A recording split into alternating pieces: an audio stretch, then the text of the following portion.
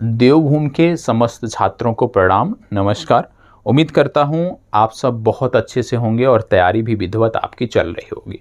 आपकी परीक्षा की दृष्टिगत, आपकी तैयारी की दृष्टिगत, क्योंकि आप उत्तराखंड का एग्ज़ाम तो देते ही होंगे, जो भी परीक्षाएं होती होंगी, और उत्तराखंड के बाहर का भी आप एग्ज़ाम अवश्य देते होंगे। उसी को ध्यान में रखते हुए आपके लिए ये सीरीज़ प्रारंभ की गई है, जिसमें हम विशेष रूप से बात करते हैं जीएस खंड की, जीके खंड की, करंट अफेयर्स की बात करते हैं। और ये सीरीज अब आपके लिए निरंतर चालू की गई है, निरंतर प्रारंभ की गई है। तो प्लीज़ इस सीरीज से जुड़ें और जो भी कमियां हैं उसको भी बताएं। क्या आप अतिरिक्त चाहते हैं, इसमें क्या सुधार चाहते हैं, उसके बारे में भी बताएं। और ये इस सीरीज की चौथी वीडियो है। तो चलिए अपनी इस चर्चा की शुरुआत करते हैं और आज के प्रश्नों को देखते हैं। आज के जो कुल प्रश्न हैं, प्रश्न संख्या 40 तक आपको देखने हैं, जिनमें इतिहास के प्रश्न देखने को मिलेंगे, भूगोल के प्रश्न देखने को मिलेंगे, करंट अफेयर्स के प्रश्न देखने को मिलेंगे। तो इस प्रकार से कुल मिलाकर जीव विज्ञान के प्रश्न देखने को मिलेंगे। 40 प्रश्नों की इस सीरीज को हमें देखना है और इसके माध्यम से त्वरित रिवीजन करना है और अपनी तैयारियों को भी यहाँ पे जांचना है। तो चलिए चर्चा की शुरुआत करते हैं। चले, सबसे पहले जैसे मैंने आपको बताया कि बायो का प्रश्न है, और आप जानते हैं बायो का जो सेक्शन है वो आपके लिए महत्वपूर्ण है। कल भी मैंने आपको बोला था, आज फिर से बोल दे रहा हूँ कि लूसेंट में जो सामान्य विज्ञान के प्रश्न दिए हुए हैं, लूसेंट में जो सामान्य विज्ञान के फैक्ट दिए हुए हैं, जो लूसेंट सामान्य ज्ञान की आती है, उसमें जो सामान्य विज्ञान का सेक्शन है उसको पूरा बहुत अच्छे से कर जाइए। विशेष रूप से जीव विज्ञान का जो सेक्शन है उसको कर जाइए, क्योंकि अधिकतम यदि आप देखोगे तो बहुत ज़्यादा यदि है 25 से 30 पन्नों में है, तो उसको आप आसानी से कर सकते हो। कम से कम इतनी तैयारी के साथ आपको अवश्य जाना चाहिए। साथ ही साथ पूर्वालोकन का निरंतर अध्ययन करते रहें, नियमित अध्ययन करते रहें, तो वहां से भी आपको बहुत मदद मिलने वाली है। अब यहाँ पे देखेंगे, पहला प्रश्न कह रहा है कैफीन क्षारभ उपस्थित होता है किसमें। कई बार पूछा गया है, यूपी राज्य विशेष में पूछा गया है, बिहार में पूछा गया है, झारखंड में पूछा गया है। तो यहाँ पे आपको ध्यान देने की जरूरत है। क्या है, कैफीन क्षारभ कहाँ पर उपस्थित रहता है? केवल चाय में पाया जाता है, केवल कॉफ़ी में, चाय और कॉफ़ी दोनों में, या नींबू पानी में? कैफीन क्षारभ की बात हो रही है कि यह किस में पाया जाता है, चाय में, कॉफ़ी में या नींबू में, किस में पाया जाता है, ये आपको बताना है। आपने देखा होगा कैफीन की अक्सर बात होती है, चाय के संदर्भ में आपने देखा होगा कि अक्सर बात की जाती है, लेकिन आपको बता दें कि चाय के साथ साथ यह कॉफ़ी में भी पाया जाता है। तो इसका सी विकल्प ये जो है आपका सही उत्तर होगा। आपके साथ साथ एक चीज़ आपको और भी करनी है, वह क्या है? सबसे पहले जो भी प्रश्न आप देखते हैं यहाँ पे, कुछ आपको होमवर्क दिए जाते हैं, तो प्लीज़ उन होमवर्क को आप अवश्य किया करें। दूसरी बात, यहाँ पे कुछ आपको फैक्ट बताए जाते हैं। यदि आपको ये फैक्ट ना पता हो तो आप इनको नोट डाउन किया करें। साथ ही साथ यहाँ पे जिन टॉपिक के प्रश्न आपके दिए जा रहे हैं, जिन टॉपिक के प्रश्न आपको कराए जा रहे हैं, क्योंकि अधिकतम यदि हम विज्ञान की बात करें तो एक टॉपिक का, इतिहास की बात करें अधिकतम 2 टॉपिक हो सकते हैं। तो ये जो टॉपिक हो रहे हैं ये भी आपको साथ ही साथ तैयार करते हुए चलना है। जब आप यहाँ पे प्रश्नों को देखते हैं, जब यहाँ पे प्रश्नों को आप हल करते हैं, तो आपके पास जो वन लाइनर की बुक होगी, वन लाइनर की कोई बुक होगी आपके पास, या तो लूसेंट होगी या तो घटना चक्र की कोई भी बुक होगी, ठीक है, जो सामान्य ज्ञान की कोई भी जो पुस्तक आपके पास होगी। तो जब आप यहाँ से किसी टॉपिक को देखते हैं, किसी फैक्ट को देखते हैं, तो आपकी जिम्मेदारी बनती है कि इस क्लास के तुरंत बाद जाकर वो जो वन लाइनर की पुस्तक है उसको आप अवश्य पढ़ें, ठीक है। यदि आप वन लाइनर की पुस्तक भी साथ साथ करते हुए चलते हैं तो आपको बहुत ही बेहतर रिजल्ट मिलेगा, बहुत ही सकारात्मक परिणाम यहाँ पे देखने को मिलेगा। तो इसका सही उत्तर क्या हो गया? चाय और कॉफ़ी दोनों में पाया जाता है, ये आपका सही उत्तर हो गया। आपको कल मैंने डीएनए के बारे में हमने बात किया था, कल हमने राइबोसोम्स के बारे में बात किया था, क्रोमोसोम्स के बारे में बात किया था। तो यदि मैं आपसे पूछ लूँ कि जो क्रोमोसोम होता है ये किन से मिलकर बना होता है, क्रोमोसोम जो है ये कैसे बनता है, किन से मिलकर बनता है, तो आपका जवाब क्या होगा? क्रोमोसोम किन से मिलकर बनता है? आप जानते हैं एक होता है हिस्टोन प्रोटीन। जो नहीं जानते होंगे आपकी जिम्मेदारी है, एक बार जाकर इसको पढ़िएगा अच्छे से। हिस्टोन प्रोटीन होता है, histone protein plus RNA plus DNA, ठीक है। तो histone protein RNA plus DNA के मेल से जो है वो क्रोमोसोम्स बनता है, ये आपको पता होना चाहिए। और हिस्टोन प्रोटीन की जब हम बात करते हैं तो आपको बता दें, हिस्टोन प्रोटीन जो है ये कुल 5 प्रकार के पाए जाते हैं, और ये 5 प्रकार कौन कौन से हैं ये आपका होमवर्क है, ये आप कमेंट बॉक्स में बताओगे। यदि आपको नहीं पता है, यदि आपको नहीं पता है तो आप बताओगे, अगली कक्षा में मैं इसके बारे में बताऊंगा, ठीक है। तो आपका आज का पहला होमवर्क है कि हिस्टोन प्रोटीन जो है ये कितने प्रकार के होते हैं ये आपको बताना है। और यहाँ पे आपने देखा कि हिस्टोन प्रोटीन आरएनए और डीएनए के मेल से जो है वो क्रोमोसोम्स तैयार होते हैं, क्रोमोसोम्स बनते हैं, इतनी जानकारी आपने देखा। आपने एक सुना होगा जंपिंग जीन, कई बार पूछा जाता है जंपिंग जीन, आपने सुना होगा जंपिंग जीन। तो कई बार पूछा जाता है कि ये जो जंपिंग जीन है, जंपिंग जीन की जब बात आती है तो जंपिंग जीन की खोज किसने किया था, तो इनका नाम आपको याद रखना है क्लिंटॉफ। क्या नाम है? क्लिंटॉफ इनका नाम है, मैक क्लिंटॉफ इनका भी नाम आप याद रखिएगा। कि जंपिंग जीन की जो खोज है मक्का में किया था इन्होंने, और किसने किया था? मैक क्लिंटॉफ ने किया था, इनका भी नाम आपको पता होना। तो यहाँ पे 2 चीज़ आपने देखा, एक देखा आपने क्रोमोसोम्स कैसे बनते हैं, हिस्टोन प्रोटीन आरएनए और डीएनए के मेल से बनते हैं। दूसरा आपने देखा जंपिंग जीन के बारे में कि मैक क्लिंटॉफ ने इसकी खोज की थी, यह भी आपके लिए बहुत ही जरूरी है। इसके साथ साथ यदि आपसे पूछ लिया जाए कि डीएनए व आरएनए के संश्लेषण को क्या कहते हैं, डीएनए और आरएनए के संश्लेषण को क्या कहते हैं, तो आप बताओगे अनुलेखन। क्या कहते हैं? अनुलेखन। ये भी आपको याद रखना है। अनुलेखन क्या होता है? अनुलेखन का मतलब है कि डीएनए और आरएनए का संश्लेषण। तो डीएनए और आरएनए के संश्लेषण को अनुलेखन कहते हैं, यह भी आपके लिए जरूरी है, ठीक है। चलिए आगे बढ़ते हैं और अगला प्रश्न देखते हैं। अगला प्रश्न है पपीते में पीले रंग का कारण क्या है? कल हमने देखा था टमाटर में लाल रंग का कारण क्या है। शायद कुछ लोगों को याद हो कि टमाटर में लाल रंग का कारण कल आपको बताया गया था लाइकोपीन। लाइकोपीन बताया गया था टमाटर में लाल रंग का कारण। आज प्रश्न है पपीते में पीले रंग का कारण क्या है, ये आपको बताना है। पपैन, लाइकोपीन, कैरिका जैंथिन और या कैरोटीन, इनमें से कौन सा है आपको बताना है। चलो बताएं, इनमें से कौन सा है जो पपीते में पीले रंग का कारण है, आपको बताना है। देखो लाइकोपीन तो हो गया बाहर, क्योंकि लाइकोपीन जो है ये टमाटर में लाल रंग का कारण होता है, तो ये तो आपका हो गया बाहर। बाकी के 4 बने हुए हैं, इन चारों में से आपको बताना है। चले बताएं, चले बताएं,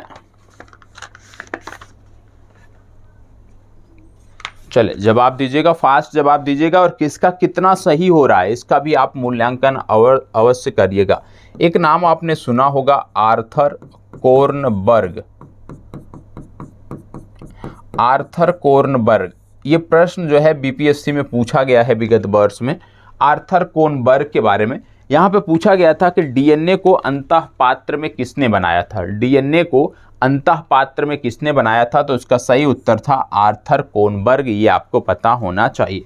यदि इस प्रश्न की बात करें तो इसका सही उत्तर है कैरिका जैंथिन, ठीक है। सी विकल्प इस प्रश्न का सही उत्तर है। आर्थर कोर्नबर्ग का नाम क्यों याद रखना है? क्योंकि इन्होंने डीएनए को अंतः पात्र में बनाया था, ये आपको पता होना चाहिए।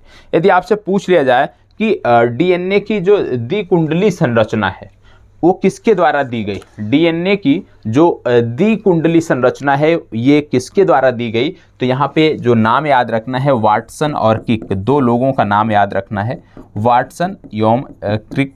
ये 2 नाम आपको पता होना चाहिए। क्यों याद रखना है इनको? इनको इसलिए याद रखना है क्योंकि इन्होंने डीएनए की द्विकुंडली संरचना जो है वो प्रस्तुत की थी, वाटसन तथा क्रिक ने, इसलिए इन दोनों का नाम आपको याद रखना है, ठीक है। चलिए आगे बढ़ते हैं। प्रश्न संख्या 3। प्रश्न संख्या 3 है कि डीएनए को किसने अंतः पात्र में बनाया, बिहार राज्य विशेष में पूछा गया है, आर्थर कोर्नबर्ग। मैंने इसका जवाब आपको दे दिया। ये बताएं चालनी नलिकाएं तथा सहकोशिकाएं पाई जाती हैं कहाँ पर? चालनी नलिकाएं तथा सहकोशिकाएं कहाँ पर पाई जाती हैं? एधा में, फ्लोएम में, जाइलम में या ग्रंथिल ऊतक में, किस में पाई जाती हैं ये आपको बताना है। चलें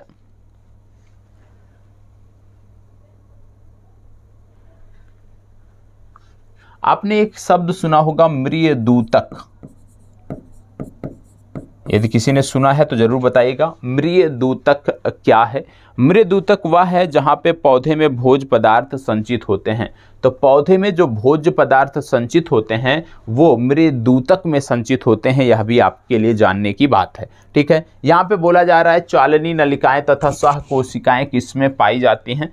अब यहाँ पे कुछ विकल्प दिए हुए हैं, उस आधार पे आपको बताना है। चलिए बताएं, फास्ट जवाब दीजिएगा।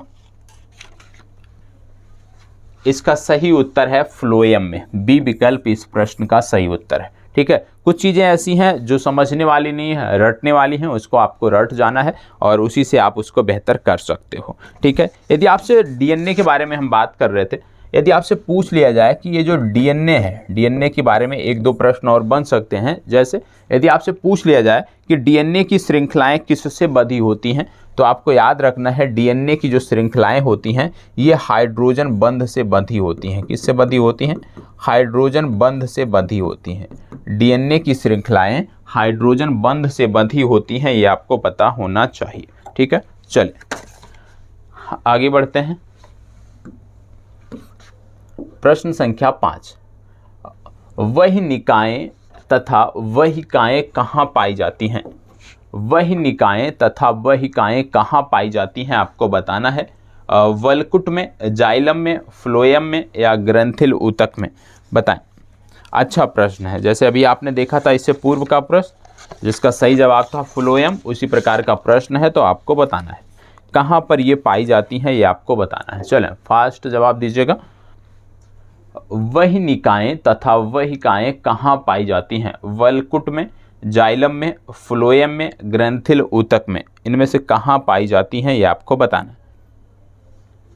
चलें देखो, ये पाई जाती हैं जाइलम में। ठीक है, बी विकल्प इसका सही उत्तर है। आगे बढ़ते हैं। जंतु कोशिका में निम्न में से क्या अनुपस्थित होता है? जंतु कोशिका में इनमें से क्या अनुपस्थित होता है आपको बताना है। आप जानते हैं जंतु कोशिका पादप कोशिका की तुलना अक्सर की जाती है और उसमें कुछ चीज़ें आपको पता होना चाहिए। जैसे कि आप जानते हैं जंतु जो है वो अपना भोजन ठोस और घोल द्रव दोनों रूप में लेते हैं, जबकि जब पौधों की बात आती है, पादपों की बात आती है, तो ये सिर्फ और सिर्फ अपना जो भोजन है वो घोल के रूप में लेते हैं। इसका कारण क्या है? इसका कारण यह है कि जो पादप होते हैं उसमें पाचक अंग नहीं पाए जाते हैं। इसके साथ साथ आप जानते हो कि जंतु जो है वो अपना भोजन स्वयं नहीं बनाते हैं। क्यों नहीं बनाते हैं? क्योंकि जंतुओं में पर्णहरिम का अभाव होता है, जिसके कारण वो अपना भोजन स्वयं नहीं बनाते हैं। इसके साथ साथ आप वृद्धि को लेकर देख सकते हो, जंतुओं और पादपों की वृद्धि को लेकर। इसी प्रकार से जंतुओं और पादपों की गति को लेकर तुलना होती है।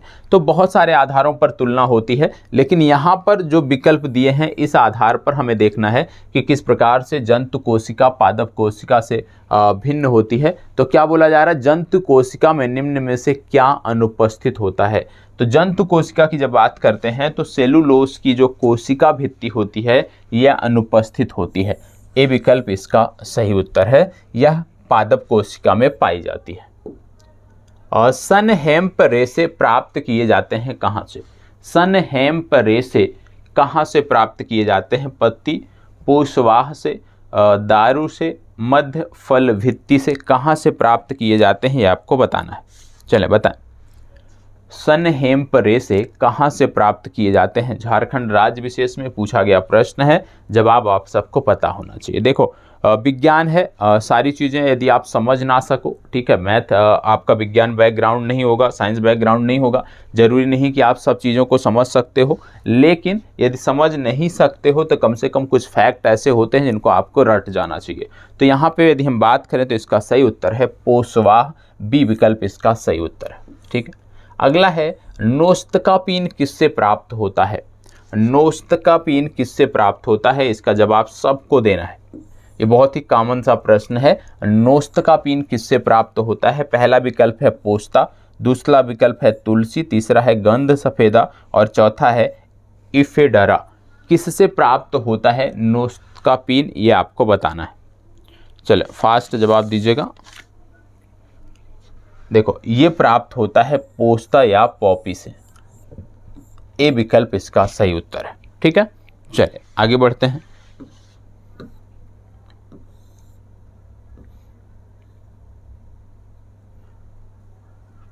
इसको देखें। निम्नलिखित में से एनी बेसेंट द्वारा निकाले जाने वाले 2 अखबार कौन थे? अब आ गए हैं हम इतिहास के प्रश्नों पे। चले बताएं, निम्नलिखित में से एनी बेसेंट द्वारा निकाले जाने वाले 2 अखबार कौन से थे, ये आपको बताना है। Commonwealth, New India, New Hind, The Aryans, इनमें से कौन से समाचार पत्र थे जो एनी बेसेंट द्वारा निकाले जाते थे? देखो, समाचार पत्रों की जब बात करते हैं तो समाचार पत्रों से संदर्भित प्रश्न आपकी परीक्षा में अक्सर पूछे जाते हैं और हर परीक्षा में आपको एक प्रश्न यहाँ से देखने को मिलता है। इस बार की भी जो परीक्षा हुई थी उसमें यहाँ से प्रश्न आपको देखने को मिले थे। तो आपको बताना है कि एनी बेसेंट द्वारा निकाले जाने वाले वो 2 अखबार कौन से थे। चल बताएं, वो 2 अखबार कौन से थे, आपको बताना है। सब बहुत ही आसान सा है, क्योंकि जो अखबारों के नाम दिए हैं इनमें कुछ भी ऐसा नहीं है कि आपको ज़्यादा सोचना या समझना पड़े, तो आपको तुरंत जवाब देना है। बताएं।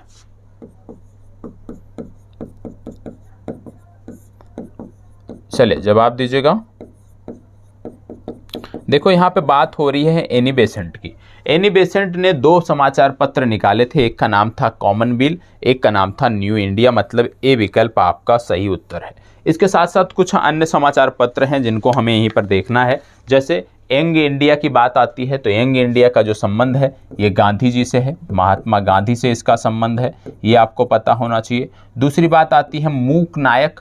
मूक नायक जो समाचार पत्र है इसका संबंध है भीमराव अंबेडकर से, ठीक है, तो इसका संबंध है भीमराव अंबेडकर से।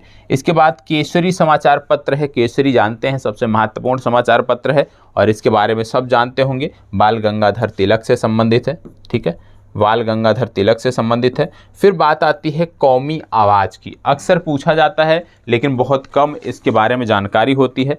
कौमी आवाज़ जो है ये 2 लोगों द्वारा निकाला गया था। एक थे रफ़ी अहमद किदवई, रफ़ी अहमद किदवई, इनका नाम आपको याद रखना है। दूसरे थे जवाहरलाल नेहरू, ठीक है, तो जवाहरलाल नेहरू दिया है या रफ़ी अहमद किदवई दिया है, दोनों विकल्प सही हैं, लेकिन दोनों में से कोई एक ही आपकी परीक्षा में दिया होगा। यदि आपकी परीक्षा में दोनों दिए हैं तो आपको पता है आपकी परीक्षा में ई विकल्प भी होता है, तो आप ई विकल्प को टिक करोगे। तो रफ़ी अहमद किदवई और जवाहरलाल नेहरू दोनों ने कौमी आवाज़ नामक पत्रिका का संपादन किया था, ठीक है। चलिए, निम्नलिखित में से कौन सा एक सही सुमेलित नहीं है? क्या बोला जा रहा है कि इनमें से कौन सा है जो सही सुमेलित नहीं है, मतलब गलत सुमेल है एक का, बाकी 3 जो हैं वो सही सुमेलित हैं। अभी आपने देखा था कॉमनवेल्थ और न्यू इंडिया, आपने देखा एनी बेसेंट, मतलब एनी बेसेंट, न्यू इंडिया, ये सही सुमेलित है, ठीक है। फिर आपने देखा बाल गंगाधर तिलक केसरी, ये भी सही सुमेलित है। आपने देखा, अभी नहीं देखा है लेकिन अब आप देखोगे, दादा भाई नौरोजी की बात हो रही है, और दादा भाई जब नौरोजी की बात आती है तो इनकी जो पत्रिका थी ये यहाँ पे क्या दी है, राफ्त गोफ्तार, ये आपको याद रखना है, ये भी सही है, ठीक है। राफ्त गोफ्तार इन्हीं के द्वारा निकाली जाती थी।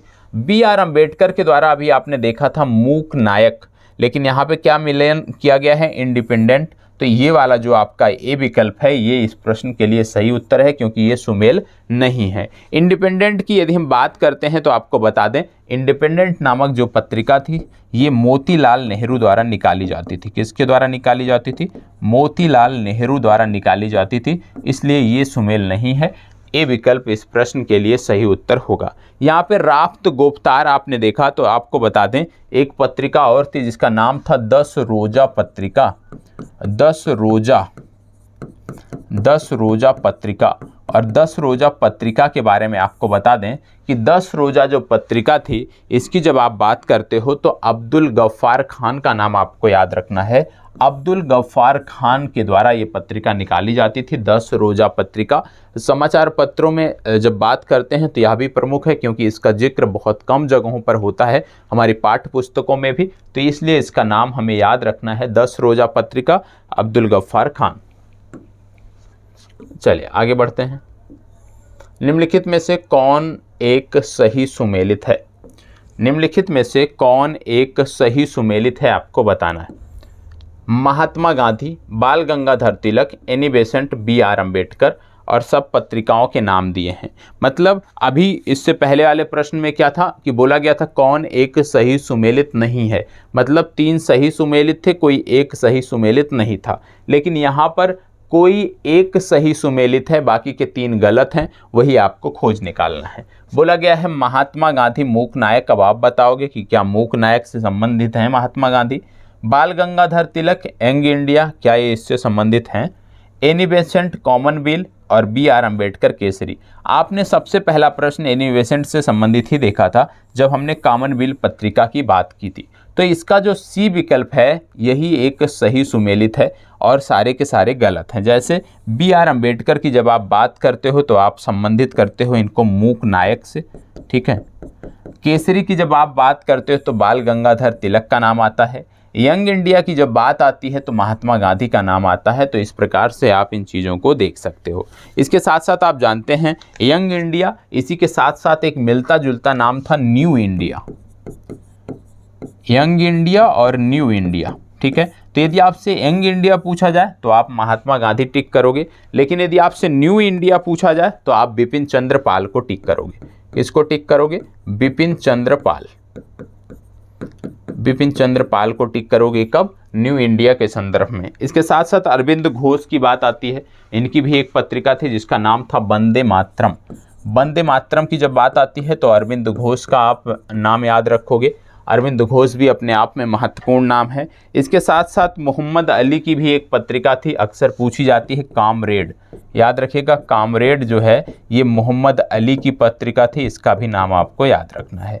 तो जो कुछ समाचार पत्र प्रमुख हैं जिनके बारे में आप देखते होंगे कि अक्सर पूछे जाते हैं, अक्सर वहाँ से प्रश्न बनते हैं, तो आपकी जो स्टडी टेबल है वहाँ पर एक लिस्ट बनाकर इसको चिपका लीजिए। लगातार यदि आप चिपका लेते हो और लगातार यदि आप 5 मिनट का भी समय देते हो, प्रतिदिन सिर्फ 5 मिनट का समय देते हो सुबह में या शाम में उसको रिवीजन करने में, तो निश्चित रूप से 10 से 15 दिनों में, मैक्सिमम 15 दिनों में वो नाम आपको रट जाएंगे। और जब आप 25 से 30, ज़्यादा नहीं रटना है, 20 ही यदि आप याद कर लिए, सिर्फ 20 पत्रिकाओं के यदि आप नाम याद कर लीजिए, समाचार पत्रों के नाम याद कर लिए हैं, तो आप कोई भी प्रश्न बनेगा कर ले जाओगे। क्योंकि इस तरह का कोई भी प्रश्न बनेगा, इन 20 में से कम 2 से 3 इनमें से रहेंगे, तो आप आसानी से जो है अपने आंसर को सही कर सकते हो। आप आसानी से गलत जो विकल्प है उसको बाहर निकाल सकते हो, ठीक है।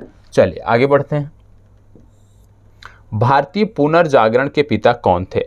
देखो ये बहुत ही कॉमन सा प्रश्न है, बहुत ही आसान सा प्रश्न है। इस प्रश्न को जानकारी सबको है, कोई भी ऐसा छात्र नहीं होगा जिसको इसके बारे में जानकारी ना हो। लेकिन यहाँ पे रखने का इसका तात्पर्य ये है कि कम से कम इस व्यक्तित्व के बारे में थोड़ी सी जानकारी हम कर लें, जो हम पढ़ते हैं उनके बारे में थोड़ा सा हम रिवीजन कर लें। ज़रूरी नहीं है कि जो चीज़ें हमें याद हैं उसको बारे में हमें नहीं देखना, उसको नहीं पढ़ना चाहिए, क्योंकि हाँ ह्यूमन नेचर है, यदि आप किसी चीज़ को इग्नोर करते हैं, किसी चीज़ को थोड़ी दिनों के लिए छोड़ देते हैं तो भूलना प्रारंभ हो जाता है। तो इसलिए रिवीजन ज़रूरी है और उसी के संदर्भ में यह प्रश्न आपको रखा गया है। यहाँ पे क्या बोला गया है? भारतीय पुनर्जागरण का पिता। आप जानते हो इनको भारतीय जागृति का जनक कहा जाता था, इनको पुनर्जागरण का अग्रणी अग्रदूत कहा जाता था, इन्हीं को भारतीय राष्ट्रवाद का पैगंबर कहा जाता था और इन्हीं को प्रथम आधुनिक पुरुष कहा जाता था। तो बहुत सारे इनके उपनाम हैं, किसी भी उपनाम से प्रश्न बन सकता है। और किसकी बात हो रही है यहाँ पे? तो यहाँ पे बात हो रही है राजा राम मोहन राय की। राजा राम मोहन राय की जब बात आती है तो एक संस्था का नाम भी आता है आत्मीय सभा, क्योंकि आत्मीय सभा जो है सबसे पहली संस्था थी जिसका गठन जो है राजा राम मोहन राय ने किया था। आत्मीय सभा के बाद यदि हम बात करें तो ब्रह्म समाज की इन्होंने स्थापना की थी, यह भी आपसे पूछा जा सकता है। तो आत्मीय सभा और ब्रह्म समाज ये दो महत्वपूर्ण संस्थाएं हैं राजा राम मोहन राय से जुड़ी हुई, जिनके बारे में आपको पता होना चाहिए। अब ये ब्रह्म समाज है, इसी से जुड़ा हुआ एक दूसरा नाम आता है भारतीय ब्रह्म समाज, भारतीय ब्रह्म समाज, ठीक है। अब ये जो भारतीय ब्रह्म समाज है ये ब्रह्म समाज से अलग है। तो भारतीय ब्रह्म समाज के बारे में यदि आपसे पूछ लिया जाए तो यहाँ पे आपको बताना है कि भारतीय ब्रह्म समाज का जो संबंध है ये केशव चंद्र सेन से है। किससे संबंधित है? केशव चंद्र सेन से ये संबंधित है, ये आपको पता होना चाहिए। इसके साथ साथ कुछ और फैक्ट आपको बता दें, जैसे कि राजा राम मोहन राय, इनका नाम था राम मोहन राय, लेकिन इसमें राजा शब्द जोड़ा गया। तो ये जो राजा उपनाम आया ये किसने दिया था? तो याद रखिएगा अकबर द्वितीय ने दिया था। किसने दिया था? अकबर द्वितीय ने इनको राजा उपनाम दिया था, ये आपको पता होना चाहिए। ये भी पूछा जा सकता है, अकबर द्वितीय ने इनको राजा की उपाधि दी थी। और इनकी समाधि स्थल कहाँ है? तो इनकी समाधि स्थल जो है ये है ब्रिस्टल में। ठीक है, ब्रिस्टल में इनकी समाधि स्थल है। ये कहाँ पे पड़ता है? इंग्लैंड में पड़ता है। यह भी जानकारी आपको होनी चाहिए। तो इस प्रश्न से इतना आपने देखा। अब आपकी जिम्मेदारी बनती है कि राजा राम मोहन राय से संबंधित कई सारी अन्य संस्थाएं भी हैं। जैसे दो आपने देखा, आत्मीय सभा, ब्रह्म समाज। इसके बाद जो अन्य संस्थाएं हैं, कई बार परीक्षा में इनके क्रम पूछ लिए जाते हैं कि सबसे पहले कौन सी स्थापित हुई और सबसे बाद में कौन सी स्थापित की गई। तो इसका क्रम भी आपको याद रखना है। आपका होमवर्क नंबर 2 है और इसको आप कमेंट बॉक्स में बताओगे। जो भी होमवर्क दिया जाता है इसका मतलब ये नहीं कि आप उसको पढ़ लिए, आप उसको रट लिए, हो गया। आप उसको कमेंट बॉक्स में बताओगे जिससे अन्य लोग भी देखें। और निश्चित रूप से उससे क्या होता है कि आपका देख के अन्य लोग भी उससे प्रेरित होते हैं और अच्छा करने का प्रयास करते हैं। तो प्लीज़ कमेंट बॉक्स में जो होमवर्क दिया जाए वो कमेंट बॉक्स में शेयर अवश्य कर दिया करें। ठीक है, यदि आप शेयर करेंगे निश्चित रूप से आपके नाम के साथ टेलीग्राम ग्रुप में मैं शेयर करूंगा उसको। ठीक है, तो होमवर्क नंबर 2 है कि राजा राम मोहन राय से संबंधित जो संस्थाएं हैं उनको स्थापित वर्ष के क्रम में लगाएं। सबसे पहले कौन सी स्थापित हुई और उसके बाद में कौन सी स्थापित की गई है। चलिए आगे बढ़ते हैं। भारतीय राष्ट्रवाद का पैगंबर किसे माना जाता है? भारतीय राष्ट्रवाद का पैगंबर किसे माना जाता है आपको बताना है। भारतीय राष्ट्रवाद का पैगंबर किसे माना जाता है? चलें, बहुत ही आसान सा प्रश्न है, किसी का गलत नहीं होना चाहिए। इसके बारे में कुछ भी नहीं बताने वाला हूँ, ये आप जानकारी दोगे। भारतीय राष्ट्रवाद का पैगंबर किसे माना जाता है? अभी मैंने जब राजा राम मोहन राय की चर्चा की तो राजा राम मोहन राय के बहुत सारे उपनाम थे, उनका हमने जिक्र किया। उनमें एक उपनाम यह भी था भारतीय राष्ट्रवाद का पैगंबर। तो यहाँ पे किसकी बात हो रही है? यहाँ पे बात हो रही है राम मोहन राय की। बी विकल्प आपका सही उत्तर है। ठीक है, प्रश्न संख्या 14, निम्नलिखित में से किसे राजा राम मोहन राय के धार्मिक सामाजिक विचारों के विरोध में प्रारंभ किया गया था? यहाँ पे ऐसी कौन सी संस्था दी हुई है जिसका प्रारंभ जो है राजा राम मोहन राय के जो सामाजिक विचार थे, राजा राम मोहन राय के जो कार्य थे उसका विरोध करने के लिए किया गया था? ये आपको बताना है। आपको बता दें, एक नाम आता है भवानी चरण बंदोपाध्याय। क्या नाम आता है? भवानी चरण बंदोपाध्याय। और भवानी चरण बंदोपाध्याय द्वारा ये संस्था शुरू की गई थी और इसका नाम था समाचार चंद्रिका। समाचार चंद्रिका जो है भवानी चरण बंदोपाध्याय द्वारा शुरू की गई थी 1822 में। और इसका उद्देश्य था राजा राम मोहन राय के जो कार्य थे, राजा राम मोहन राय के कार्यों का विरोध करना इसका उद्देश्य था। ये आपको पता होना चाहिए। ठीक है, चलिए बढ़ते हैं आगे और देखते हैं अगला प्रश्न।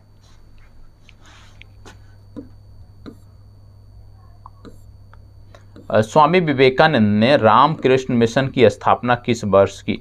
स्वामी विवेकानंद ने रामकृष्ण मिशन की स्थापना किस वर्ष की आपको बताना है। चलो बताएं। स्वामी विवेकानंद ने रामकृष्ण मिशन की स्थापना किस वर्ष की? 4 वर्ष यहाँ पे आपको दिए हुए हैं और इसी में से आपको आगे टिक करना है। चलिए बताइएगा। चलो बताएं, इनमें से कौन सा सही है?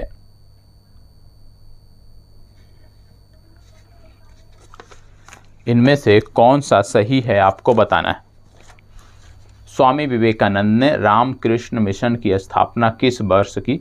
1861 में, 1891 में, 1893 में, 1897 में। इनमें से कौन सा इसका सही उत्तर होगा बताएं। स्वामी विवेकानंद ने रामकृष्ण मिशन की स्थापना किस वर्ष की?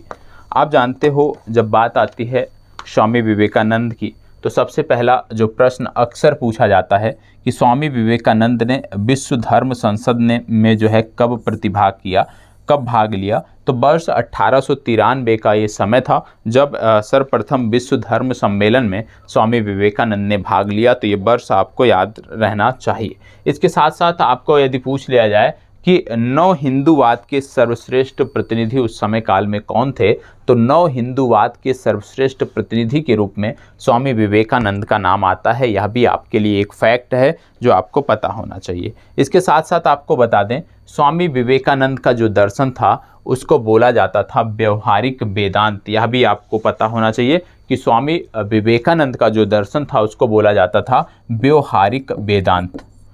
व्यवहारिक वेदांत, व्यवहारिक वेदांत की ये प्रतिपादक थे, ये आपको पता होना चाहिए। तो यदि आपसे प्रश्न पूछ लिया जाए कि व्यवहारिक वेदांत के प्रतिपादक कौन थे, तो आप बताओगे कि व्यवहारिक वेदांत के प्रतिपादक जो है वो स्वामी विवेकानंद हुआ करते थे। आप जानते हैं ज्ञान योग, कर्म योग, राजयोग, ये 3 पुस्तकें भी स्वामी विवेकानंद ने लिखी हैं। अब आ जाते हैं इस प्रश्न पे कि इसकी स्थापना कब हुई, तो इसकी स्थापना हुई थी 1897 में। डी विकल्प इस प्रश्न का सही उत्तर है। व्यवहारिक वेदांत के बारे में मैंने आपको बता ही दिया, स्वामी विवेकानंद। अब बात आ जाती है स्वामी दयानंद सरस्वती से। स्वामी दयानंद सरस्वती द्वारा स्थापित संस्था कौन सी थी, ये आपको बताना है। स्वामी दयानंद सरस्वती द्वारा स्थापित संस्था कौन सी थी, आपको बताना है। चलें बताएं, स्वामी दयानंद सरस्वती द्वारा स्थापित संस्था कौन सी थी।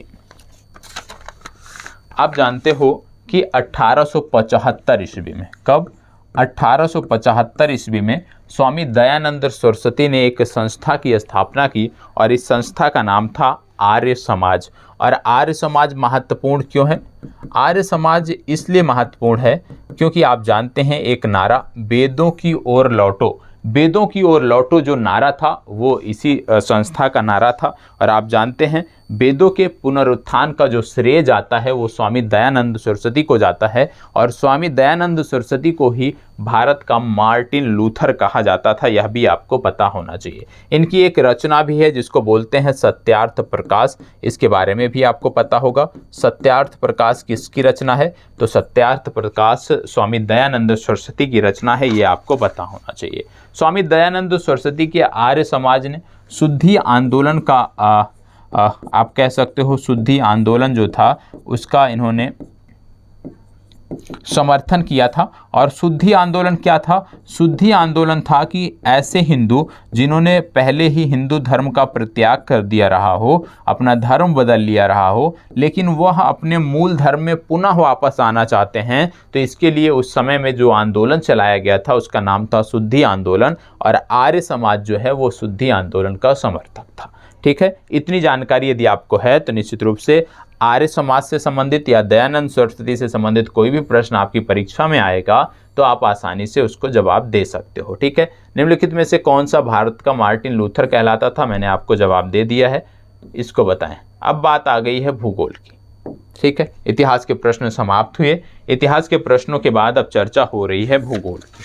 ठीक है, अब भूगोल में हम सबसे पहले बात क्या कर रहे हैं, निम्नलिखित में से कौन सा जिला धारवाड़ भू-स्तरीय रचना वाला नहीं है? धारवाड़ भू-स्तरीय रचना वाला निम्नलिखित में से कौन सा जिला नहीं है? यहाँ पे यदि आप देख रहे होंगे तो बिहार के कुछ जिलों के नाम यहाँ पे दिए हुए हैं, जैसे मुंगेर, रोहतास, जमुई और नवादा। बिहार राज्य विशेष के जिलों के नाम यहाँ पे दिए हुए हैं। और आपको बता दें, जब बात आती है धारवाड़ संरचना की बिहार में, तो बिहार में जो धारवाड़ संरचना पाई जाती है ये दक्षिणी पूर्वी बिहार में पाई जाती है। अब यदि आपको बिहार राज्य विशेष का जो मैप है वो अच्छे से कंठस्थ है तो आप इस प्रश्न का आसानी से जवाब दे सकते हो। क्यों? क्योंकि धारवाड़ संरचना पाई जाती है दक्षिणी पूर्वी बिहार में, मतलब इनमें से वह जिला जो दक्षिणी पूर्वी बिहार से संबंधित होगा वो इसका सही उत्तर होगा। बताएं, धारवाड़ संरचना दक्षिणी पूर्वी बिहार में पाई जाती है तो क्या बोला जा रहा है इसमें, निम्नलिखित में से कौन सा धारवाड़ संरचना वाला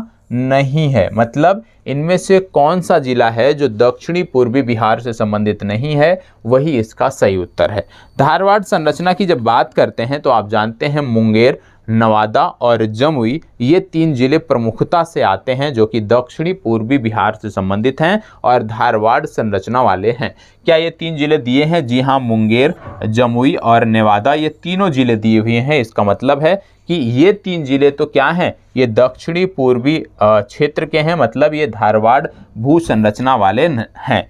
अब रोहतास दिया हुआ है। रोहतास की जब आप बात करते हैं, आप जानते हैं रोहतास की यदि अवस्थिति की बात करें तो ये दक्षिणी पश्चिमी बिहार में आता है, और दक्षिणी पश्चिमी बिहार की जब बात करते हैं तो यहाँ पे आपको विंध्यन प्रकार की संरचना देखने को मिलती है। तो इसका सही उत्तर क्या हो जाएगा? रोहतास, बी विकल्प इस प्रश्न का सही उत्तर हो जाएगा। ठीक है, चलिए। शिवालिक श्रेणी का निर्माण कब हुआ है? यहाँ पे बात हो रही है शिवालिक श्रेणी की। शिवालिक श्रेणी का निर्माण कब हुआ है ये आपको बताना है। तो चलिए बताइएगा, शिवालिक श्रेणी का निर्माण कब हुआ है? आप जानते हैं हिमालय को प्रमुखता से 4 भागों में हम बांटते हैं। पहला हो गया ट्रांस हिमालय, दूसरा आपका हो गया बृहद हिमालय, तीसरा हो गया बृहद के बाद लघु हिमालय, और चौथा हो गया बाह्य हिमालय या शिवालिक हिमालय। अब आपसे पूछा क्या जा रहा है? शिवालिक हिमालय के बारे में पूछा जा रहा है कि शिवालिक श्रेणी का निर्माण कब हुआ था।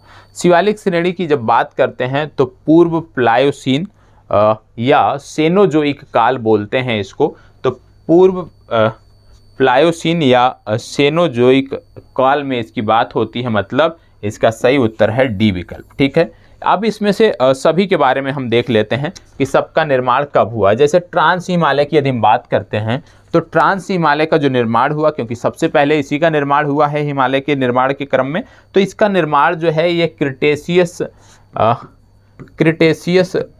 काल में हुआ है। आप नोट कर सकते हो, ट्रांस हिमालय क्रिटेशियस काल में या टर्सरी काल में, क्रिटेशियस से लेकर टर्सरी काल में इसका निर्माण हुआ है। बृहद हिमालय की बात करें तो ओलिगोसीन काल में इसका निर्माण हुआ है। ओलिगोसीन काल में इसका निर्माण हुआ है। लघु हिमालय की जब आप बात करते हो तो लघु हिमालय की बात मध्य मायोसीन काल में हुआ है। मध्य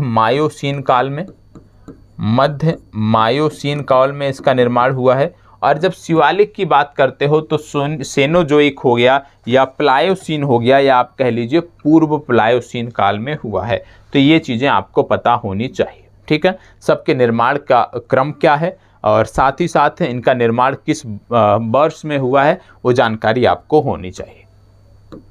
इसको बताएं। शिवालिक शैल समूह के दक्षिण में भाबर क्षेत्र उदाहरण है। शिवालिक के दक्षिण में जो भाबर क्षेत्र है वो किसका उदाहरण है आपसे पूछा जा रहा है, बताएं किसका उदाहरण है। आपको बता दें ये जो भाबर क्षेत्र है ये सिंधु नदी से लेकर तीस्ता नदी के बीच फैला हुआ है। ये जो शिवालिक का भाबर क्षेत्र है सिंधु से लेकर तीस्ता के बीच में फैला हुआ है, और इसकी जो चौड़ाई आपको देखने को मिलती है वो 8 से 16 किलोमीटर तक की देखने को मिलती है। हालांकि पूर्व दिशा में जो इसकी चौड़ाई है वो कम है। जैसे जैसे आप पश्चिम दिशा की तरफ बढ़ते हैं इस भाबर क्षेत्र की जो चौड़ाई है वो आपको बढ़ती हुई नज़र आती है, वो आपको बढ़ती देखने को मिलती है। तो यहाँ पे बोला जा रहा है कि ये किसका उदाहरण है? यह है गिरिपद की स्थिति का उदाहरण है। सी विकल्प इसका सही उत्तर है। ठीक है, इसको बताएं। अटल टनल से संबंधित निम्नलिखित कथनों पर विचार कीजिए। अब यहाँ पे क्या चीजें दी हुई हैं अटल टनल के बारे में? इसका निर्माण सीमा सड़क संगठन द्वारा किया जा रहा है, या मनाली और लाहौल स्पीति घाटी को जोड़ती है, या हिमालय के पीर पंजाल पर्वत श्रृंखला के मध्य स्थित है, या भारत के लिए सामरिक दृष्टि से महत्वपूर्ण है। अब अटल टनल के बारे में आपको विचार करना है। अटल टनल एक समय में जब इसका उद्घाटन हुआ था तो लगातार चर्चा में था, महत्वपूर्ण है। 9.02 किलोमीटर लंबी ये है। 3 अक्टूबर सन 2020 को इसका उद्घाटन किया गया था और उसके बाद से लगातार चर्चा में है, ये आपको बताना है। चलें बताएं अटल टनल के बारे में। सबसे पहली बात आप जानते हैं कि बॉर्डर एरिया में कोई भी जब निर्माण कार्य होता है, चाहे वो सड़क का निर्माण कार्य हो, चाहे वो पुल का निर्माण कार्य हो, चाहे वो सुरंग का निर्माण कार्य हो, तो उसको करने वाली एक संस्था है BRO, जिसको बोलते हैं बॉर्डर रोड ऑर्गेनाइजेशन या सीमा सड़क संगठन। तो पहला विकल्प तो इसका सही है। दूसरा बोला जा रहा है कि यह मनाली और लाहौल स्पीति घाटी को जोड़ती है, यह भी सही है। तीसरा बोला जा रहा है यह हिमालय के पीर पंजाल पर्वत श्रृंखला के मध्य स्थित है, यह भी सही है। चौथा बोला जा रहा है यह भारत के लिए सामरिक दृष्टि से महत्वपूर्ण है, यह भी सही है। तो इसका सही उत्तर हो जाएगा डी विकल्प। ठीक है, सामरिक दृष्टि से क्यों महत्वपूर्ण है? क्योंकि आप जानते हैं दोहरी चुनौती भारत के लिए है इन क्षेत्रों में, इस वजह से ये महत्वपूर्ण है। निम्नलिखित में से कौन अक्साई चिन्ह का भाग है? इनमें से कौन अक्साई चिन्ह का भाग है, आपको बताना है। बताएं, अक्साई चिन्ह का भाग इनमें से कौन सा है? आप जानते हो जब हिमालय की हम बात करते हैं, तब तक आप इस पर विचार कीजिए। जब हिमालय की हम बात करते हैं तो हिमालय की जो श्रृंखलाएं हैं उनका क्रम कभी कभी पूछ लिया जाता है, उत्तर से दक्षिण का उनका क्रम पूछ लिया जाता है। तो सबसे पहले पड़ता है, सबसे उत्तर में पड़ता है काराकोरम, याद रख लीजिएगा। इसी तरह से काराकोरम के नीचे यदि आप आते हो, मतलब दक्षिण में आते हो, तो लद्दाख आपका पड़ता है, काराकोरम लद्दाख। लद्दाख के बाद जांस्कर श्रेणी पड़ती है, जांस्कर, और जांस्कर के बाद पड़ता है पीर पंजाल।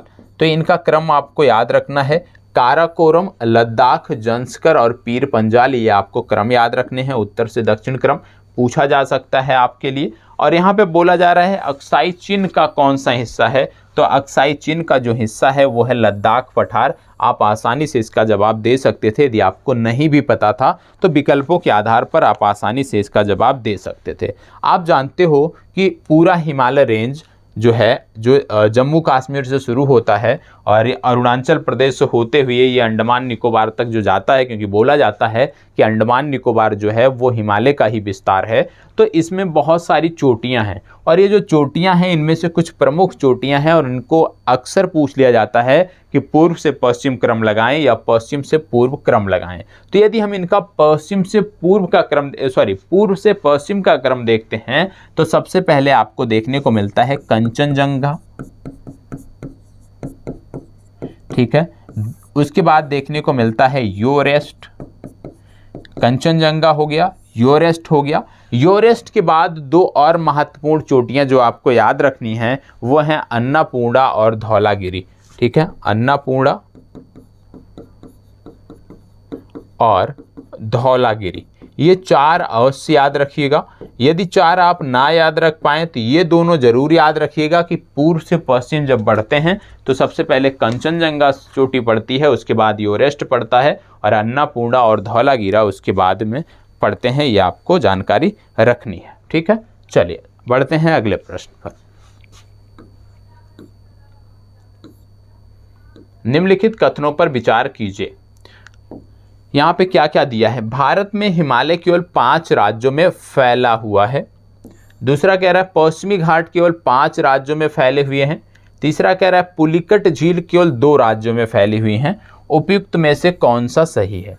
क्या भारत में जब हिमालय की आप बात करते हो तो क्या सिर्फ 5 राज्यों में ही फैला हुआ है? आप हिमालय की जब विस्तार की बात करते हो तो हिमालय का विस्तार आप जम्मू कश्मीर से पढ़ते हो और पूर्वोत्तर भारत तक पढ़ते हो। तो यदि हम जम्मू कश्मीर से पूर्वोत्तर भारत तक बढ़ते हैं तो क्या 5 ही राज्य मिलते हैं? 5 राज्य तो हमें यहीं पे मिल जाते हैं, जम्मू कश्मीर, हिमाचल प्रदेश, उत्तराखंड, ठीक है। इसके साथ साथ लद्दाख आपका हो गया, यहीं पे हमारे 4-5 हो जाते हैं। तो कहने का मतलब है कि जो हिमालय पर्वत है, हिमालय का जो विस्तार है वो 5 राज्यों से ज़्यादा है, क्योंकि इसके बाद फिर आप सिक्किम जाओगे, सिक्किम के बाद फिर आप अरुणाचल प्रदेश जाओगे, अरुणाचल प्रदेश में मेघालय आप देखोगे, मिजोरम आप देखोगे। तो 5 से ज़्यादा राज्यों में हिमालय का विस्तार है, मतलब पहला जो कथन है ये आपका गलत है। दूसरा कथन कह रहा है पश्चिमी घाट केवल 5 राज्यों में फैला हुआ है। अब पश्चिमी घाट की जब बात करते हैं तो इसकी शुरुआत गुजरात से होती है। गुजरात के बाद आप बढ़ोगे महाराष्ट्र, गोवा, कर्नाटक, केरल, इसके बाद आपका आ जाएगा तमिलनाडु। अब इसमें आप बताओ कि क्या 5 राज्य हैं? 6 राज्य यहाँ पे आपको देखने को मिल रहे हैं, गुजरात, कर्नाटक, गोवा, महाराष्ट्र, केरल और तमिलनाडु, मतलब दूसरा कथन भी आपका गलत है। तीसरा कथन कह रहा है पुलिकट झील केवल 2 राज्यों में फैली हुई है। जी हाँ, एकदम सत्य है, क्योंकि पुलिकट झील जो है ये दूसरी आप कह सकते हो सबसे बड़ी लैगून झील है और यह तमिलनाडु और आंध्र प्रदेश दोनों में फैली हुई है। तो ये विकल्प आपका सही है, मतलब इस प्रश्न के लिए बी विकल्प आपका सही उत्तर होगा, क्योंकि केवल 3 ही कथन सही है। हिमालय पर्वत श्रेणियां निम्नलिखित में से किस राज्य का हिस्सा नहीं है? अब देखो, इससे आसान प्रश्न नहीं हो सकता, हालांकि यह प्रश्न भी पूछा गया है, लेकिन फिर भी कह रहा हूं इससे आसान प्रश्न नहीं हो सकता। बताएं, हिमालय पर्वत श्रेणियां निम्नलिखित में से किस राज्य का हिस्सा नहीं है? हिमालय पर्वत श्रेणियां आप जानते हो कि उत्तर प्रदेश जो है ये पर्वतीय राज्य नहीं है, उत्तर प्रदेश का ये हिस्सा नहीं है। अगला है, भारत में भू आकारों की रचना के संदर्भ में निम्नलिखित कथनों पर चिंतन मनन कीजिए। क्या है? संरचनात्मक दृष्टि से मेघालय पठार दक्कन पठार का ही विस्तारित भाग है। दूसरा, कश्मीर घाटी की रचना एक समविन्त में हुई है। तीसरा, गंगा मैदान की रचना एक अग्रगत में हुई है। और चौथा है, हिमालय की उत्पत्ति भारतीय प्लेट, यूरोपीय प्लेट तथा चीनी प्लेट के त्रिकोणीय अवसरण के फलस्वरूप हुई है। अब यदि आप देखो तो सबसे पहले यदि हम चौथे कथन को पकड़ लेते हैं, क्योंकि यदि हम चौथे कथन को डिसाइड कर लेते हैं ये सही है या नहीं, तो हमारे प्रश्न में जो विकल्प दिए उत्तर में यहाँ पे वो दो बाहर हो जाएंगे। यहाँ पे बोला गया है हिमालय की उत्पत्ति भारतीय प्लेट, यूरोपीय प्लेट और चीनी प्लेट के त्रिकोणीय अवसरण के फलस्वरूप हुई है। आप जानते हो कि हिमालय पर्वत का जो निर्माण हुआ है जब भारतीय प्लेट का अग्रभाग तिब्बत के पठार से टकराया था तब जाके हुआ था। तो यहाँ पे ना तो चीनी प्लेट आ रही है ना तो यूरोपीय प्लेट आ रही है। तो यहाँ पे यदि आप देखोगे तो 4 नंबर कथन जो है ये आपका गलत है। और जैसे ही 4 गलत हुआ 2 विकल्प आपके बाहर हो गए। अब आपके 2 विकल्प बचे हैं, 1, 2 तथा 3, 1 तथा 3। अब 2 पर यदि हम विचार करें कि कश्मीर घाटी की रचना एक समविन्त में हुई है, जी हाँ एकदम सत्य है। और दूसरा, मेघालय पठार दक्कन पठार का ही विस्तारित भाग है, एकदम सत्य है। क्योंकि जब भारतीय भूभाग का भारतीय प्लेट का जो अग्रभाग था ये जाकर तिब्बत के पठार से टकराया था, तो ये क्योंकि ये हिस्सा बढ़ा हुआ था मेघालय के पठार वाला हिस्सा, और ये जाकर टूट गया भ्रंशन के कारण और ये अलग हो गया। तो कहीं ना कहीं जो है ये दक्कन के पठार का हिस्सा था। 1 नंबर भी सही है। तो इस आधार पे आप ए विकल्प को टिक कर सकते हो कि 1, 2 और 3 ये तीनों कथन आपके सही हैं। आगे बढ़ते हैं। सूची यहाँ पे 2 दी हुई हैं, इन दोनों को मिलान करना है। यहाँ पे यदि आप देखोगे तो इनके सबके समय काल दिए हुए हैं कि किसकी रचना कब हुई है। दक्कन ट्रैप, पश्चिमी घाट, अरावली, नर्मदा ताप्ती और इसके साथ साथ आपको जलोढ़ निक्षेप दिया हुआ है। अब इसमें आप देखोगे तो सबसे पहले दक्कन की यदि हम बात करते हैं तो दक्कन का जो निर्माण हुआ है ये हुआ है क्रिटेशियस आदि नूतन में, ठीक है। फिर बात आती है पश्चिमी घाट की। पश्चिमी घाट की जब बात करते हैं तो पश्चिमी घाट का जो समय है वो है आपका इसमें शायद थोड़ी सी त्रुटि है, क्योंकि पश्चिमी घाट जो है उत्तर नूतन आप कह सकते हैं, ठीक है, उत्तर नूतन या सेनोजोइक आप इसको कह सकते हो, बात एक ही है, सही है। अरावली की बात करते हैं तो अरावली आप जानते हैं इसका निर्माण प्री कैम्ब्रियन युग में हुआ है, तो अरावली का संबंध हो गया प्री कैम्ब्रियन युग से। बात आती है नर्मदा ताप्ती की। नर्मदा ताप्ती का जो निर्माण हुआ है ये अत्यंत नूतन काल में हुआ है। और बचा है जलोढ़ निक्षेप, ये हो गया आपका कैम्ब्रिज। तो इस आधार पे आप इसको टिक कर सकते हो। उत्तर नूतन को ही सेनोजोइक बोलते हैं, यहाँ पे आप नोट कर सकते हो, इसी को आपको बोलते हैं सेनोजोइक। तो उत्तर नूतन या सेनोजोइक दोनों की बात जब करते हैं तो बात एक ही होती है, ठीक है। चले इसको बताएं। अब यहाँ से करंट अफेयर्स के प्रश्न आपके शुरू हो गए हैं। यहाँ पे क्या बोला गया है, हाल ही में विश्व के पहले नैनो यूरिया संयंत्र का उद्घाटन कहाँ किया गया। देखो यहाँ पे जो हम करंट अफेयर्स को लेकर चल रहे हैं विशेष रूप से 1 वर्ष के पूरे करंट अफेयर्स हैं, मतलब पुराने करंट अफेयर्स हैं, लेकिन आपकी परीक्षा के लिए महत्वपूर्ण है। यहाँ पे क्या आपसे पूछा जा रहा है, यहाँ पे पूछा जा रहा है कि विश्व के पहले नैनो यूरिया संयंत्र का उद्घाटन कहाँ किया गया। विश्व के पहले नैनो यूरिया संयंत्र का उद्घाटन कहाँ किया गया आपको बताना है। 4 विकल्प आपके सामने हैं, गुजरात, महाराष्ट्र, छत्तीसगढ़, आंध्र प्रदेश। अब इन्हीं में से आपको अपना जवाब देना है, गुजरात, महाराष्ट्र, छत्तीसगढ़, आंध्र प्रदेश। आपको बता दें इफ़को का नाम आपने सुना होगा। इफ़को द्वारा ये संयंत्र स्थापित किया गया है और एक स्थान है कलोल, कलोल नामक का स्थान है, और कलोल नामक ये जो स्थान है ये गुजरात में पड़ता है। तो ये कहाँ स्थापित किया गया है, ये स्थापित किया गया है गुजरात में, ये आपको पता होना चाहिए। इसके साथ साथ आप जानते होंगे कि गुजरात में एक रामसर साइट अभी हाल ही में बनाई गई है जिसका नाम है खिजड़िया पक्षी अभ्यारण्य। खिजड़िया पक्षी अभ्यारण्य, इसको भी आपको याद रखना है। क्यों याद रखना है? क्योंकि खिजड़िया पक्षी अभ्यारण्य जो है ये एक रामसर साइट है और अभी हाल ही में इसको रामसर साइट का दर्जा दिया गया है और यह भी गुजरात से संबंधित है, ये आपको पता होना चाहिए। ठीक है, इसके साथ साथ आपको बता दें कि पिछले दिनों नरेंद्र मोदी जी ने, भारतीय प्रधानमंत्री ने WHO ग्लोबल आप कह सकते हो सेंटर फॉर ट्रेडिशनल मेडिसिन की जो आधारशिला है उसको भी गुजरात में रखा है, उसकी आधारशिला भी गुजरात में रखी गई है। तो इसका सही उत्तर हो गया गुजरात। हाल ही में किसने सार्वजनिक उपयोग के लिए national data and analytics platform को लॉन्च किया है? बताएं किसके द्वारा ये किया गया है, आपको बताना है। यहाँ पे कुछ संस्थाओं के नाम दिए हैं जैसे गृह मंत्रालय, सूचना एवं प्रसारण मंत्रालय, नीति आयोग, रक्षा मंत्रालय। किसके द्वारा यह किया गया है ये आपको बताना है। फास्ट जवाब दीजिएगा और आपको कमेंट बॉक्स में यह भी बताना है कि आपके कितने प्रश्न आज सही हो रहे हैं, क्योंकि ये लास्ट सेशन चल रहा है करंट अफेयर्स का और इसके बाद ये जो सीरीज है, आज के जो प्रश्नों की सीरीज है वो समाप्त होगी। बताएं। देखो इसका सही उत्तर है नीति आयोग, सी विकल्प सही उत्तर है। ठीक है, चले इसको बताएं। भारत की पहली सेमी हाई स्पीड क्षेत्रीय ट्रेन किस राज्य में चलाई जाएगी? भारत की पहली सेमी हाई स्पीड क्षेत्रीय ट्रेन किस राज्य में चलाई जाएगी? उत्तर प्रदेश, दिल्ली, गुजरात, महाराष्ट्र। कहाँ चलाई जाएगी आपको बताना है। आपको बता दें दिल्ली से लेकर मेरठ तक। कहाँ से? दिल्ली से लेकर मेरठ तक के लिए इसको चलाए जाने की बात हो रही है। दिल्ली से मेरठ के बीच ये चलाई जाएगी और इसकी जो कुल लंबाई होगी वो है 82.5 किलोमीटर। तो अभी ये 82.5 किलोमीटर की डिस्टेंस के लिए चलाई जाएगी सेमी हाई स्पीड ट्रेन। और इसको किसने विकसित किया है? तो इसको विकसित किया है एल्स्टॉम ने। एल्स्टॉम कंपनी द्वारा ये ट्रेन विकसित की गई है, ये भी आपसे पूछा जा सकता है, यह भी महत्वपूर्ण है। साथ ही साथ यदि इसकी स्पीड की बात करें, क्योंकि सेमी हाई स्पीड है तो इसकी स्पीड अधिकतम होगी 180 किलोमीटर प्रति घंटा, ये इसकी अधिकतम स्पीड होगी। इसके बारे में भी आपको जानकारी रखनी है। तो किस राज्य में चलाई जा रही है? ये उत्तर प्रदेश और दिल्ली, ये आपको याद रखना है। दिल्ली से मेरठ के बीच ये चलाई जा रही है, ये जानकारी आपको होनी चाहिए। ठीक है, चलिए बढ़ते हैं आगे। हाल ही में 10 गीगावाट संचयी सौर ऊर्जा स्थापित क्षमता वाला भारत का पहला राज्य कौन सा बना है?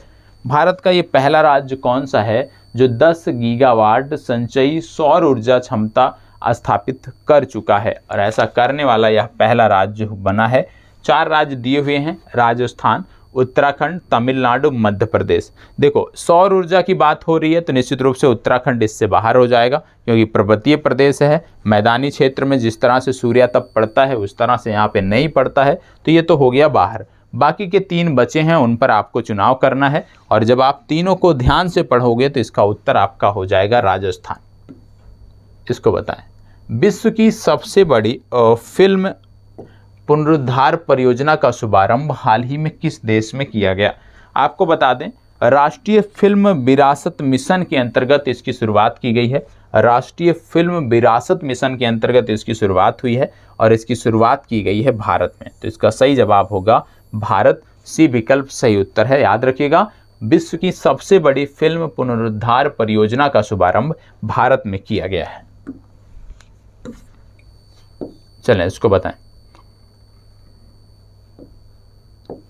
पुरानी पेंशन योजना की बहाली को अधिसूचित करने वाला देश का पहला राज्य कौन सा है? पुरानी पेंशन योजना बहाली को अधिसूचित करने वाला देश का पहला राज्य कौन सा है? और इस राज्य ने 1 अप्रैल 2022 से इसकी घोषणा कर दी है। 1 अप्रैल 2022 से ये लागू कर दिया है इस राज्य ने। राज्य कौन सा है आपको बताना है। राजस्थान, मध्य प्रदेश, गुजरात, छत्तीसगढ़। आपको बता दें ये राज्य है छत्तीसगढ़। छत्तीसगढ़ राज्य ने अभी हाल ही में ये फैसला लिया है कि पुरानी पेंशन को इन्होंने बहाल कर दिया है। ये बहुत ही प्रभावी कदम है, बहुत ही महत्वपूर्ण कदम है, इसको आपको याद रखना है। ठीक है। आयुष्मान भारत प्रधानमंत्री जन आरोग्य योजना के तहत 100% घरों को कवर करने वाला भारत का पहला जिला कौन सा है? देखो यहाँ पे क्या है कि चारों जिले एक साथ लिख दिए हैं, इसको कट कर दीजिए। पहला है सांबा, दूसरा है लखनऊ, तीसरा है सिंहभूम, चौथा है औरंगाबाद। इन चारों में से कौन सा है आपको बताना है। क्या है, जन आरोग्य योजना के तहत 100% घरों को कवर करने वाला भारत का पहला जिला कौन सा है आपको बताना है। चलो बताएं कौन सा जिला है आपको बताना है। आपको बता दें ये जिला है जम्मू कश्मीर का, और जम्मू कश्मीर का ये जिला है सांबा। ए विकल्प आपका सही उत्तर है। आप जानते हैं जम्मू कश्मीर को लेकर केंद्र सरकार काफ़ी काम कर रही है। पिछले दिनों भारतीय प्रधानमंत्री ने 500 किलोवाट का जो है सौर ऊर्जा संयंत्र भी स्थापित किया था। कहाँ पे किया था, पल्ली गांव पड़ता है, पल्ली गांव में किया था। और आपको बता दें जब बात हो रही है पल्ली गांव की, तो पल्ली पंचायत जो है ये भारत की पहली कार्बन न्यूट्रल पंचायत बनी है। पल्ली पंचायत जम्मू कश्मीर की भारत की पहली कार्बन न्यूट्रल पंचायत बनी है, ये भी आपको याद रखना है। कार्बन न्यूट्रल पंचायत है, यह भी आपको फैक्ट याद रखना है। ठीक है, चलिए बढ़ते हैं आगे। हाल ही में प्रधानमंत्री नरेंद्र मोदी ने भगवान हनुमान की प्रतिमा का उद्घाटन कहाँ किया। देखो बहुत सारे प्रतिमाओं का उद्घाटन हो रहा है। पिछले दिनों मैंने आपको बताया था केदारनाथ में आदि शंकराचार्य की प्रतिमा, और अब हनुमान जी की प्रतिमा की बात हो रही है।